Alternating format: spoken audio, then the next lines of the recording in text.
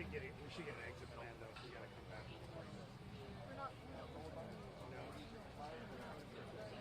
Oh, he's gonna do it. Okay. So it plays out in the sense that we obviously educated, we collect all the evidence.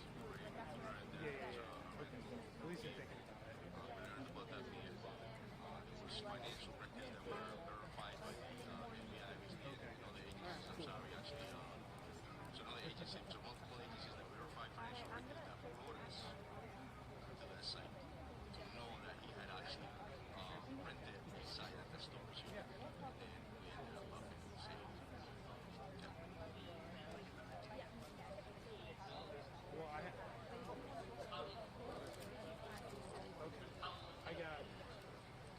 We're not aware of John in the sense that I have a room. that's where it is. No, this is 2 hours away. Not from here. We're already 35 minutes further north. Oh, really?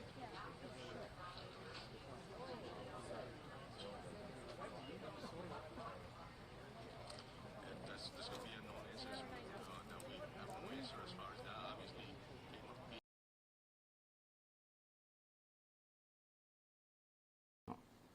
And the way back.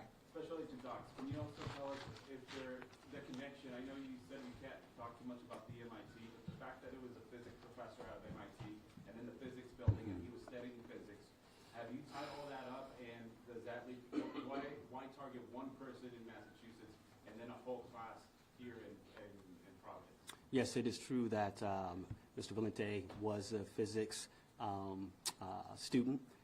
Also, we know that the MIT, the victim there, was in that discipline as well. I will tell you that there's multiple phases to an investigation, and so now, in a sense that we know the subject is deceased. Now that investigation continues to find out all of those answers to your question, sir. Did he go to school with a professor? Did he go to school with a professor who was killed? Can Brown answer that? It is believed that in Lisbon that those two individuals attended the same university in Portugal.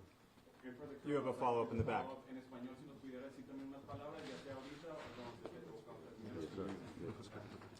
Muy poquito. Go for it. Sorry, empiezo desde el principio.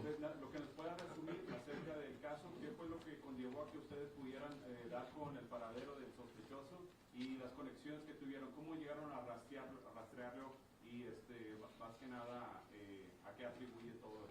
So the question was if I can briefly explain how we got to this individual and what occurred. So, verdaderamente lo que pasó, obviamente el incidente del sábado 13 nos llevó a tomar evidencias, colectar evidencias de videos, de informaciones, y expliqué que es muy importante el trabajo de los policías y los detectives en el piso, haciendo el trabajo duro, recolectando videos, recolectando testimonios. En este tipo de casos recibimos información, obviamente, de los videos que colectamos. Nos dimos cuenta que había un vehículo de interés y una persona de interés desde el principio. Eso nos llevó a después informarnos de la placa del carro, la descripción del carro, y eso nos llevó a darnos cuenta de que esa persona había rentado el vehículo en una compañía en Massachusetts. Después de que fuimos a Massachusetts, cogimos videos de la persona. Esa persona era en la misma descripciones de la persona de interés de nosotros acá en la ciudad de Providence. De ahí pasamos con los agentes federales a investigar un poco más y llegamos a los récords financieros que nos llevó a Salem, New Hampshire, en esta noche. Allá hubo una entrada táctica del equipo del FBI y encontramos que esta persona se había quitado la vida ellos mismos. Ahora estamos investigando más si hay algo que necesitamos saber más de él. Alex. Colonel, or is there a note or manifesto of some kind, and is that providing any information about a motive or anything that they might have done in the investigation? Again, the FBI recovery team and forensics are up in Salem, New Hampshire. At this point, we don't have any of that. Any indication of why now? What's the significance behind why this happened on Saturday? That we don't know. Yeah, I don't think we know the answer to that question. I think there's a lot of unknowns with respect to motive. I mean, I think that the real issue here is the key was to identify this person, as we talked about yesterday.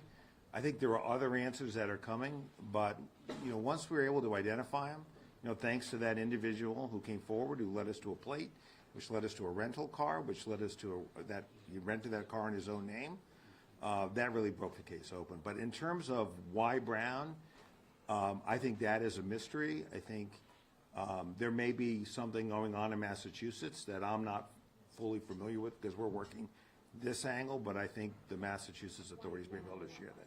Yeah, I don't think we have any idea why now or why Brown, why these students, why this classroom.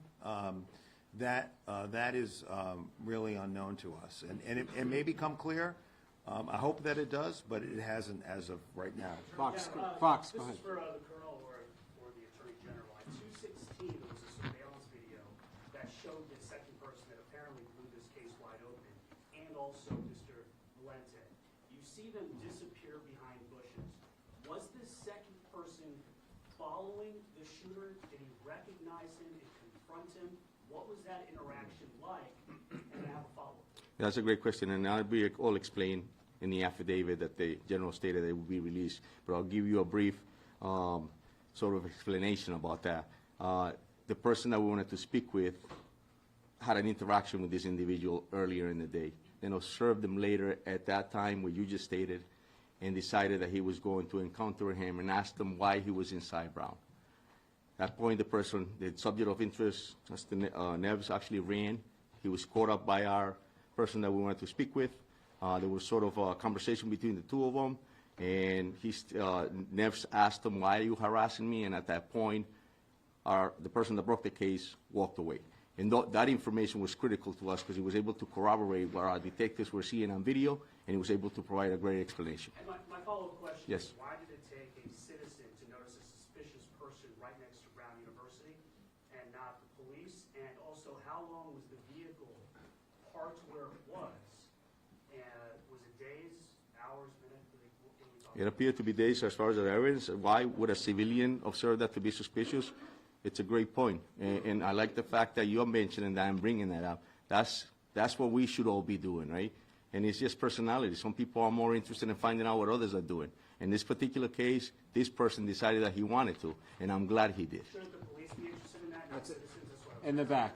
Now that the suspect, Attorney General, now that the suspect won't be prosecuted, can you explain what he yelled in the classroom to America tonight so people can Sure. feel a little more comfortable? Sure. Was it something, terrorist related? Was it something specific to the kids in that class? Yeah. What did he say? Can you now tell us? Yeah, well, back to that question just for a minute, just to clarify that. They had a interaction in the bathroom in Barris and Holly. So, you know, I don't know, the Providence Police is obviously not going to patrol Barris and Holly. That's a question for, frankly, for Brown and their police department. So they had an interaction there, and then our citizen,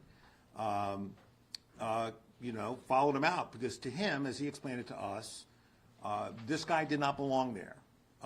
And so that's why he followed him out. In terms of what was said, I don't know any more today than what I told you yesterday, or the day before. There are some witnesses who said he said nothing.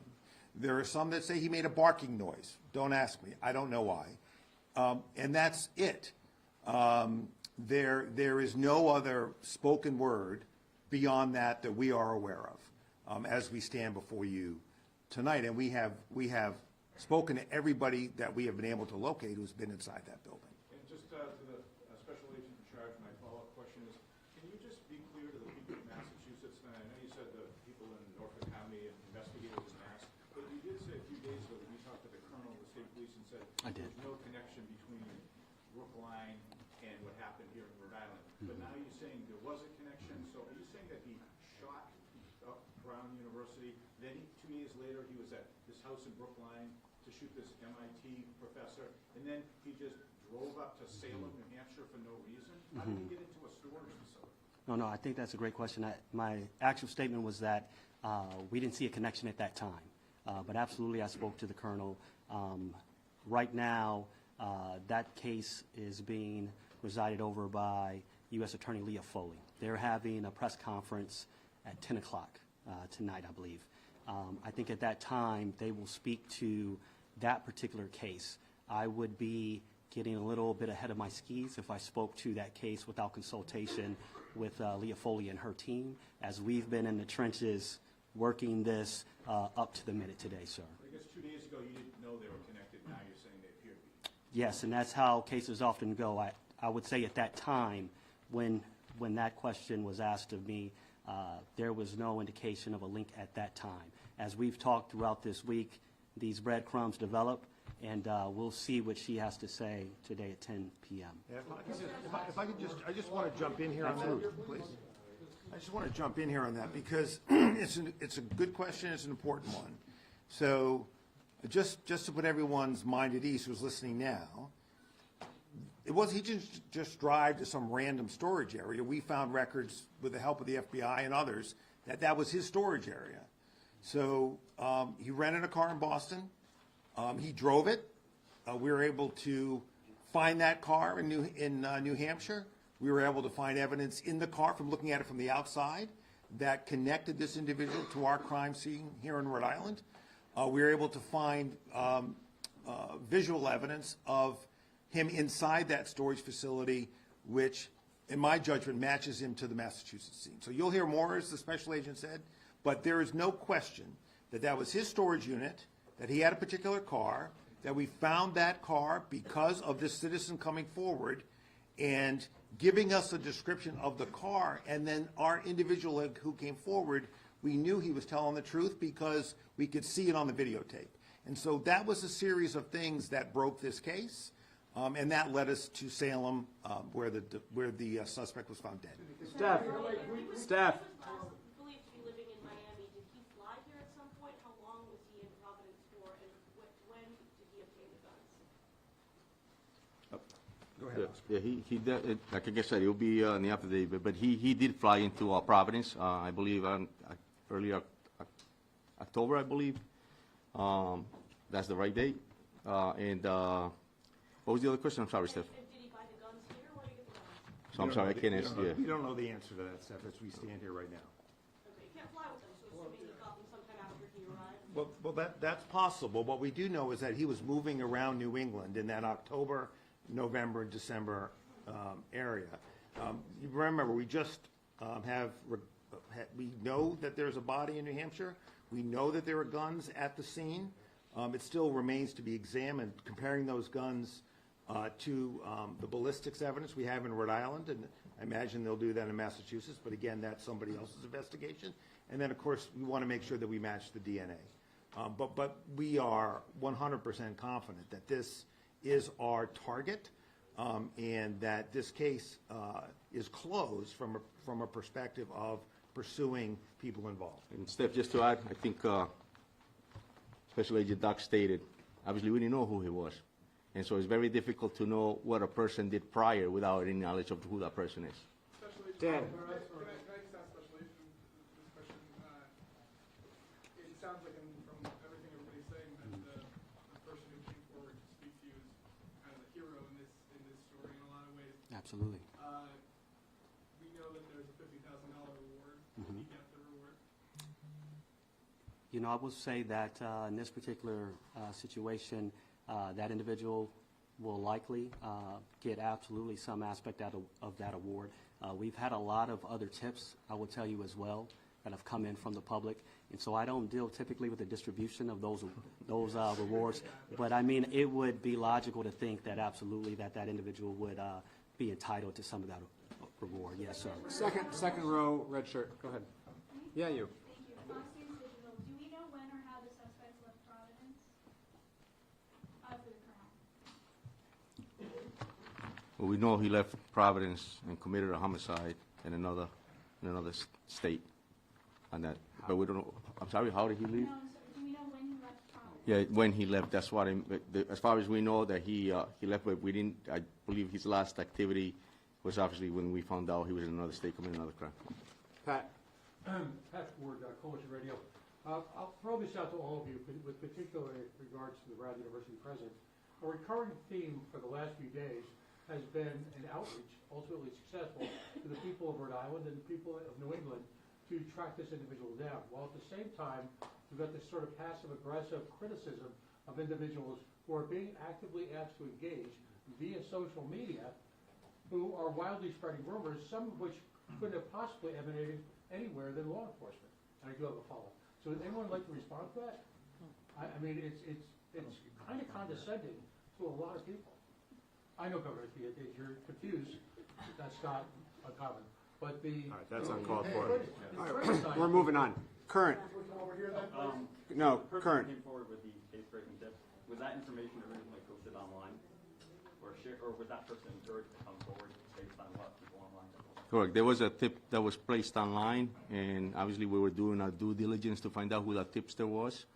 And then we were able to identify this person who we wanted to speak with, and then we learned that that person was actually the same person that put the tip on that, up that you're speaking about.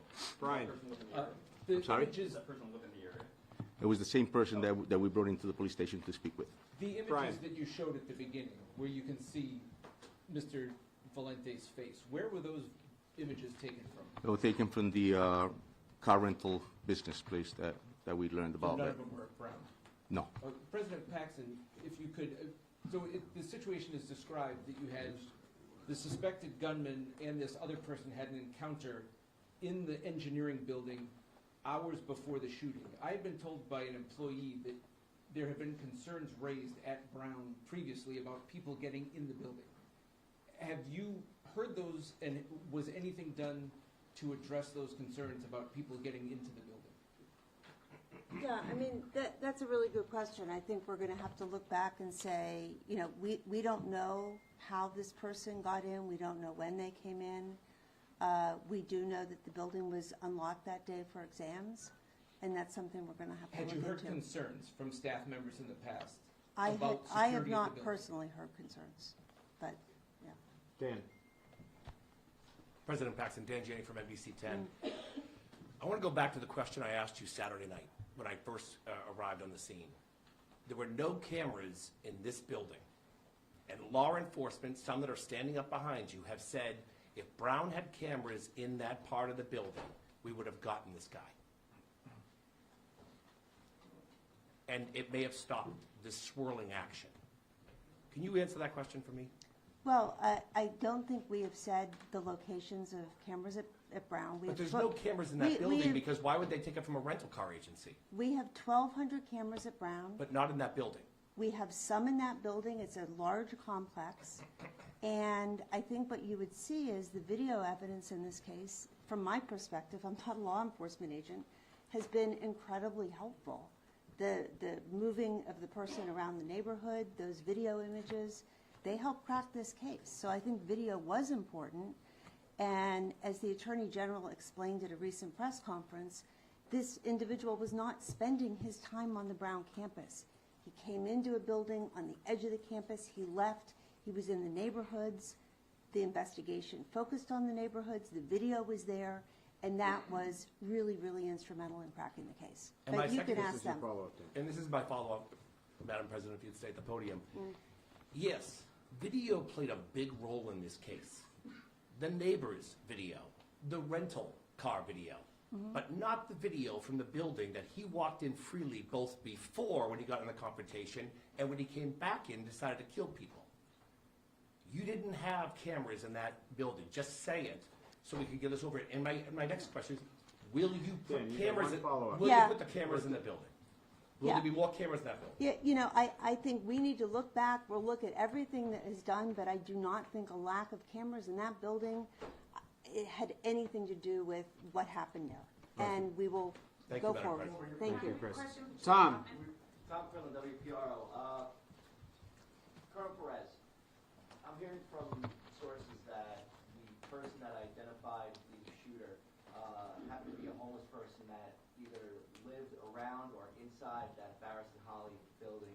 Can you confirm more about this person for us? And then I have a follow-up for President Paxson. I'll tell you there was a person that was pretty attentive about his surroundings. I'll tell you there was a person that was very cooperative and helpful to this investigation. And I'll tell you that he was a great individual that actually assisted us in getting us to this point where we're at. I'll tell you that. He was, yes. I have to say, he was incredibly articulate, and his testimony, had we needed it, would not only have been credible, it would have been persuasive. He was as outstanding a witness as I've seen, and he deserves a lot of credit. You know, recognizing there's a gunman on the loose, that the gunman knows he had this interaction with him, and he didn't, once he knew that we were looking for his help, I mean, he came forward within an hour, and that person deserves a tremendous amount of credit. I don't know whether he's going to get the reward or not, but if I had a vote, he would. All right, Tom, you got to follow. Are you done? Go ahead. My question was for Chair Chapman, if you wouldn't mind. In October, the Brown Daily Herald reported that you had a vote of no confidence in your leadership, and students were concerned for their safety and the fact that you had prioritised desk jobs over having over field jobs and having more people patrolling the campus. Now, in light of this, do you accept any kind of responsibility for this? And now that we've given these prior warnings, are you going to reevaluate how the Brown police operate in the future now, so this doesn't happen again and these students can feel more safe on campus when they return? Great. So as I stated earlier, I'm profoundly proud of the men and women of public safety and profoundly proud of our police department. We will continue with the heroic work that they've done and continue to work side by side with our partners. And everything else that comes with that is a continual effort to do what is best for the safety and security of our campus. But will you reassess how the people are allocated within the department?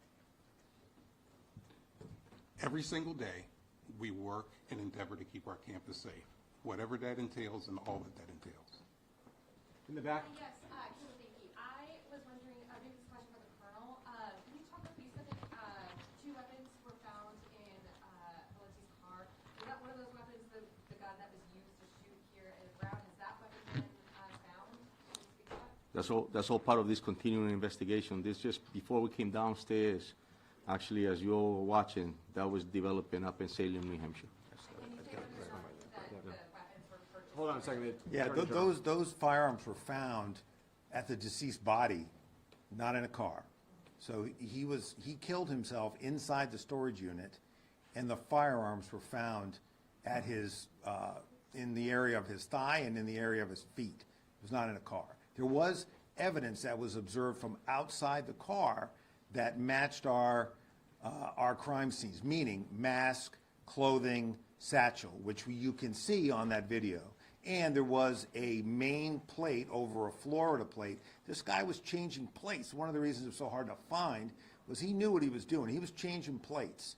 And so, that's why the collective work of following and finding this car was made more difficult, because this guy was changing plates. So we got a main plate and we got a Florida plate on the same car in New Hampshire. Patrick. As he was a... Oh, I'm sorry. Especially... I was just going to add. Please. Tom Greco again from ATF. It's okay. As far as the ballistics evidence, I know that the last question concerned matching the guns found to the crime scene. As several people up here have said, this investigation is ongoing, and in many ways, in some ways, just beginning. Those weapons that were found at the scene, we will be using our tools such as NIBIN to compare the ballistic evidence to see if we have any matches. So we use those tools to rule things in and to rule them out as well. So we'll be following up on that throughout the remainder of the investigation. Patrick. Neves Valente was a Portuguese national. Under what status was he in the country, and how did he get into the country? Do we know at this point? And I have a follow-up after that. You have that, Oscar? Yeah, I do. So as far as we know, he had a student visa. He had came in here with a student visa, and we also had learned that he had applied to get a green card. Do we know, sorry, I have a question. And for President Paxson, does Brown have And Patrick, if I could just be clear on that, he got that lawful permanent resident status in September of 2017. Thank you. I was going to ask, but then, and for President Paxson, has Brown had any communication from Neves Valente in the period after he left until now? Has really gone off our radar. We will continue to cooperate with the police as they continue with the investigation to find anything we can find about him. But his last class that he took at Brown was in 2001. Straight back, let's skip one. This question's for the Colonel or the Attorney General. If you hadn't focused on the wrong person of interest on day one, do you think the professor in Massachusetts could be alive? Well, from the beginning, I've told you that this investigation is extremely complex and intense. And so we used every resource as soon as we responded to the call. I stated that earlier. I'm proud of the men and women of this department. Yes, we did find somebody that we thought obviously was the person, but we continued on. We continued on investigating. We continued on canvassing the areas. We continued on with video. And that's why we ended up where we're at now. Yeah, if I could just jump in here, I just want to continue to answer that question. It's an important one, and the answer to that is this. And I tried to convey it a couple of days ago. We broke ourselves out into teams. So while the Providence team and the state police team and the ATF team were working here in Providence to follow up leads, develop whatever video evidence we can, which eventually led to all the steps that you've seen and are laid out in the affidavit, which is on our website, and it is multiple pages. You'll see the progression. So while the FBI were working Coventry, we were working here. Now, you may ask, well, what was it about Coventry that made us, for those of us who've been in law enforcement for a long time, why did we have to run that lead to ground? Here's why. When the FBI confronted him, initially, he was not cooperative. When they entered the room to secure it, there were guns in the room. One of them had a laser sight. The witnesses had told us there was a laser sight used in the course of the attack. Okay, we had to run that to ground. We couldn't just, not run that to ground. That was a very promising lead.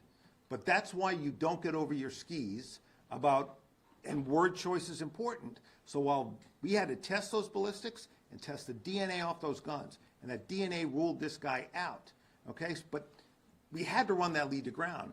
But while we're running that lead to ground over the course of Sunday, for the most part, if my memory's correct, we were working other leads, which eventually led us through a recreation by the great work of the team, including the marshals, by the way, that are up here. Movements, image of our cooperating witness comes in, and you've heard the rest. So, this is the way these investigations work. You don't chase one and stop. We have chased more than one lead over the course of the last 4 to 5 days. There was one lead that we followed, didn't work out. There was another lead that we followed, didn't work out. There was another lead that we followed, didn't work out. So that's, at least in my mind, 5 different leads that one worked out, 4 didn't. But you're running them all down at the same time. So I can't offer any comfort in that regard, but I don't believe that we would have found this person any sooner, given the evidence that was available to us. No, way back. Can you say why it took so long to get the tipster's tip? It looks like he posted on Reddit on Monday and then said on Reddit that he told the FBI. Was it lost in the FBI's tip? We received the tip about that post and immediately acted on it. And so that's exactly what occurred. As soon as the tip came in, we had a tip center upstairs that was staffed, as I mentioned earlier, by detectives and agents. They were going through hundreds of tips that were coming in, hundreds. We were vetting them through, ruling them out, just like the general stated. We were making sure that whatever came in, we checked it to its entire to ensure that we weren't missing anything. And so when we got to that tip, obviously, it led us to that person I wanted to speak with, and I told you the rest earlier. So. Yeah, and I just want to complete that too, because this is important. This person had to come forward. That's why we put the picture out. Once we put the picture out, he came forward, right? But we didn't know who that person was. We knew about what was on Reddit, but we didn't know who that person was. That's why when we identified another person, we didn't know when that person came forward that he was the Reddit poster. He then told us he was, okay? So all of these things kind of happened in that sequence. Right, Chris? This Valente figure, this is a question for President Paxson. Do we know why he left school early in 2001? Did he have a history of mental illness that was expressed during that time or reported at that time? No, we learned his name very, very recently, and we haven't had a chance to really dig into the records. But we will if it helps with the investigation. This is another question about we had a follow-up question. This is another question about a student visa. You said he's here on a student visa now. What school is he affiliated with? He's here. General, Yeah, so he's not here on a student visa now. He was initially, and then he applied for and received lawful permanent resident status in September of 2017. Okay? Go right here. What was Mr. Valente's profession, and have you searched his residence?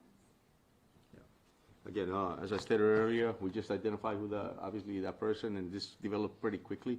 So that's all part of the investigation that's coming.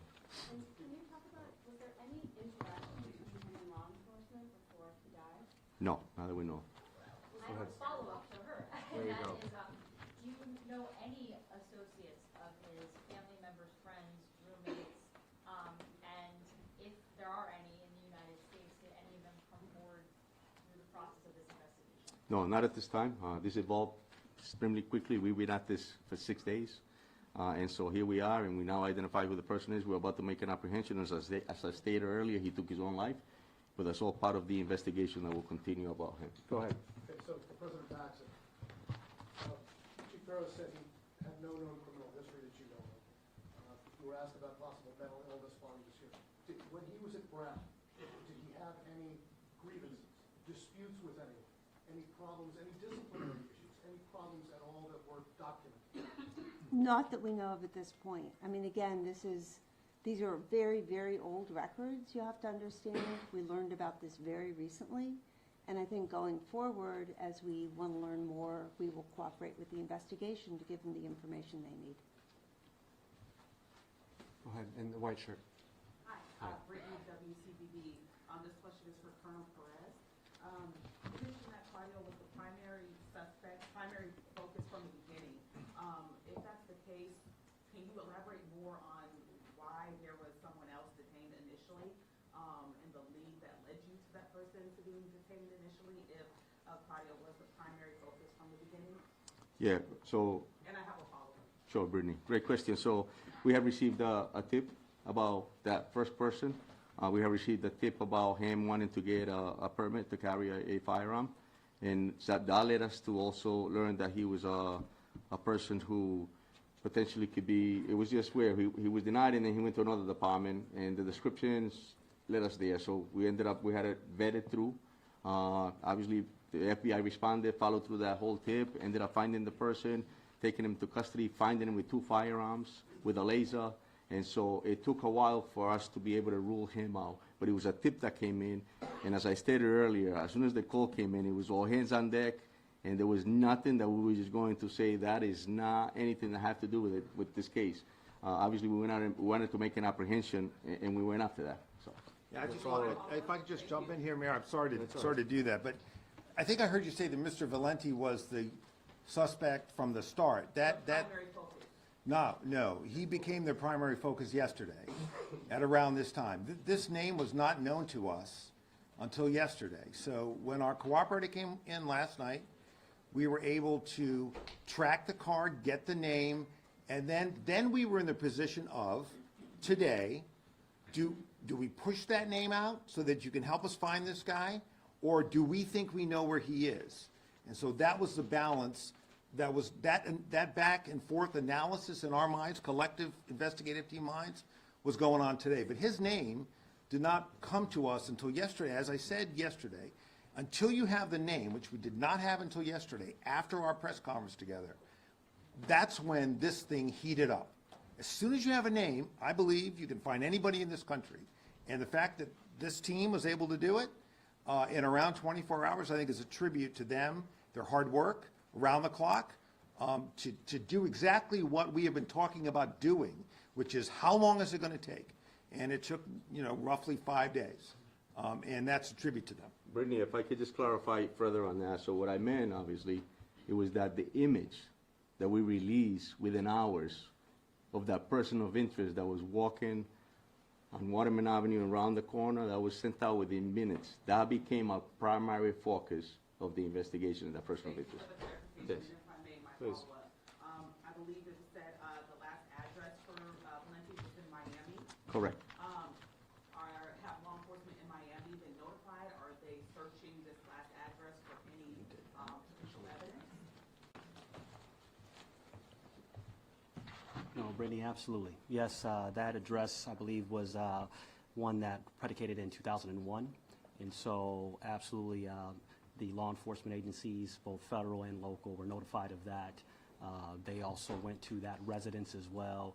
also talk to the individuals that was at that particular residence to see if they had any type of connections or associations with Valente. Thank you. Absolutely. In the way back. Question for Coronel Perez, I'm sorry. For Univision in Spanish and Kansas, what's next? Do you have any leads on the motives? Como acaba de preguntar la colega, ya registraron la vivienda en la Florida. ¿Qué es lo que viene ahora? Si es que saben cuál fue su motivo para matar a esa gente. Sí, vamos a seguir. So the question was, what's next, right? What are we going to do next? And so la respuesta es que vamos a seguir, obviamente, trabajando con las organizaciones federales y también entre nosotros buscando esa inteligencia de quién es esa persona, qué motivo lo trajo aquí a la ciudad de Providence a cometer esta tragedia, este incidente. Pero eso va a tomar tiempo verdaderamente y vamos a tener que averiguar y averiguar más para ver qué fue el motivo que llegó a esta ciudad. ¿Tienen alguna pista de qué podría haber sido? ¿Qué es lo que van a estar buscando ahora? No, hasta el momento no. Esto obviamente, como acabo de explicar ahorita, lo identificamos hace poco. Go ahead. Right there.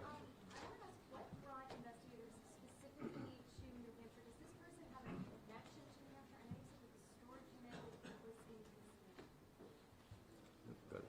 So it was the financial records that the federal agency followed through the investigation that led us to learn that this person had rented there, so a storage unit. And so we responded immediately, and we found that the vehicle that we were looking for of interest was parked there.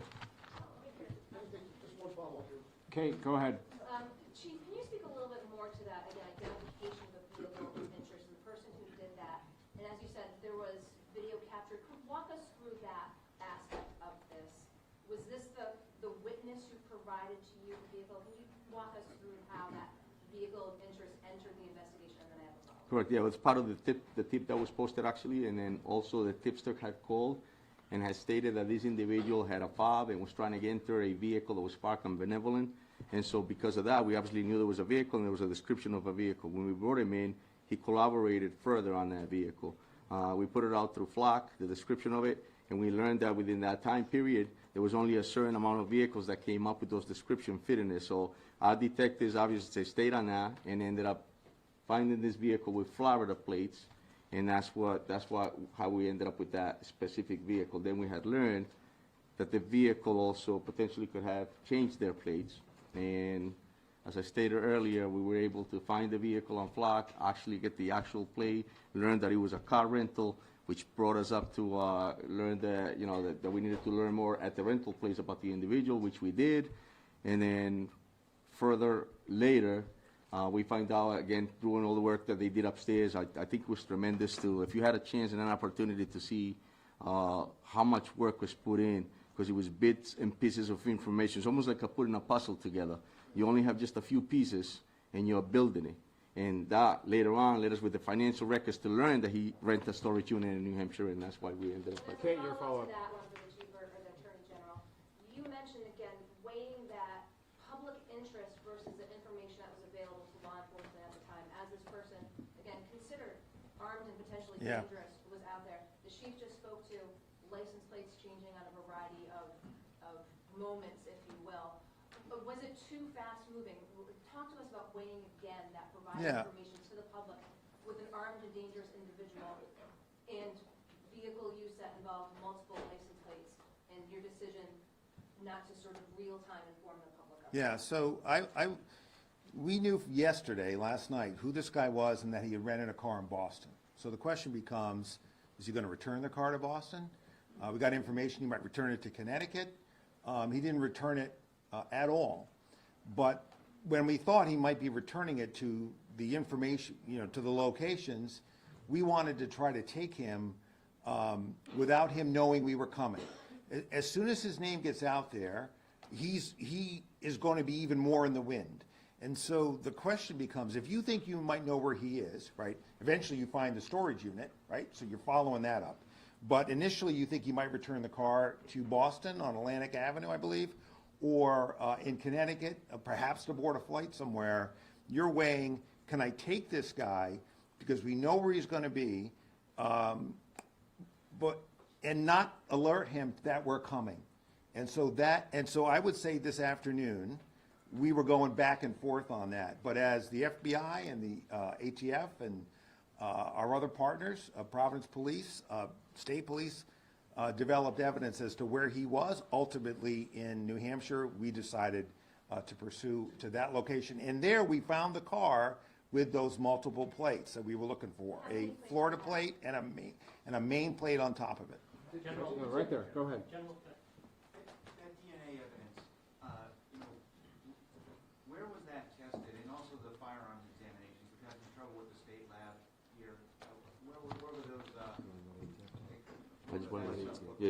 I just wanted to touch real quick, and I know ATF is going to be able to answer you that, but that's a great question, Mark. And the reason for that is because when the incident first happened, it was our BCI unit that responded and collected that DNA and protected the integrity of that DNA and sent it out.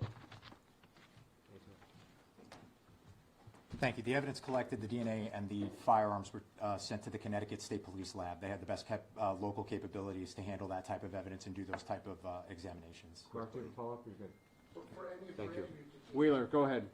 So is there an understanding of how he got to get the rental car in Boston, or what his movements were in the days and weeks before the shooting?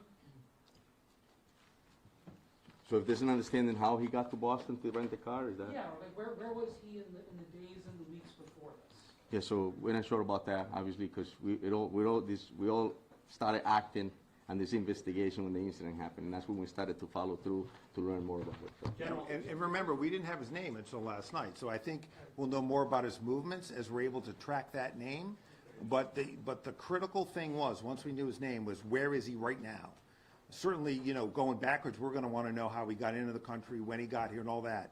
But today's mission was get him off the streets where he poses a danger to Rhode Islanders and ultimately the people of New England. How close was law enforcement to him when he took his own life? Were they closing in on him? Were they minutes away, seconds away from him? Yeah, I don't think we know that yet. I mean, I think there will have to be a autopsy done to figure out when he took his life. What we do know is that he signed into that place, but we didn't see him coming out. So I would say at that point, I think, the instinct, at least that I had, was that he had taken his own life. But certainly, if he came out, he would have been arrested. I mean, he was, that site had been secured by the FBI. Go ahead, right there, please. You mentioned shell casings in the hallway. Did he start in the classroom and then move to the hallway? Can you elaborate? It looks like as soon as he entered, he started firing. We found over 44 rounds that were firing into the classroom, and that's all actually listed in the affidavit. I really want to have some respect for the family, for the victims and the students. I think that there is no reason for us to stand here and re-victimize anybody. If I was a father and I'm watching right now, I think it would re-victimize me even more. So I really want to pay some respect on some of the questions that you asked. If you. Did the gun jam So- the shooting? Did the gun jam during the shooting? I'm going to end with one last. I'm going to end with How one. much money it costs this investigation? Brown going to reimburse the money to the city and the state, and she going to give some money to the gentleman, they give the license plate number, the homeless person. So- I think Brown deserves to give money to that person. Thank you for the question. I will say I can't speak for other agencies. On behalf of the City of Providence, we have not yet assessed what the cost of this investigation. Let me finish my answer. We have not yet assessed what the cost. Ronaldo, we're done. Okay. Listen, one last positive announcement. As has been said multiple times, the investigation continues. I know there's lots of question around motive, and otherwise the individuals here are still hard at work. Yesterday we gave an update with respect to the survivors. I'm happy to say that one condition was upgraded, and now all 6 survivors are in stable condition. It is important to not lose fact of the fact that 6 people are still in the hospital who I know would welcome our prayers. This has been a traumatic moment for our community. I hope that today's announcement starts the healing process and provides some closure for that. As the governor, I think, very eloquently stated, lots of people are going to leave town today, but the rest of us will all still be here, and we're going to have a long road ahead. And I know that what we do best as Rhode Islanders is support one another. I know this community will support one another to move forward after the worst act of violence that any of us can remember. The press has played an important role in helping us push out information and get to this moment today. We're very grateful for all of you. I'm sure some people will be willing to talk after the press conference. Thank you all for your time. Has President Trump reached out to anybody on the team to congratulate them? Appreciate it, yeah. Thank you. Chris, thanks. Governor, thank you. Appreciate you. Yeah, sir, thank you. Governor, thanks. General, can I just get a clarification on two things? The roommate, which one was the roommate? The MIT professor or the professor that had the classes? The MIT professor? They said that they were roommates or friends years ago? I don't know a lot about that part of the background. Okay, and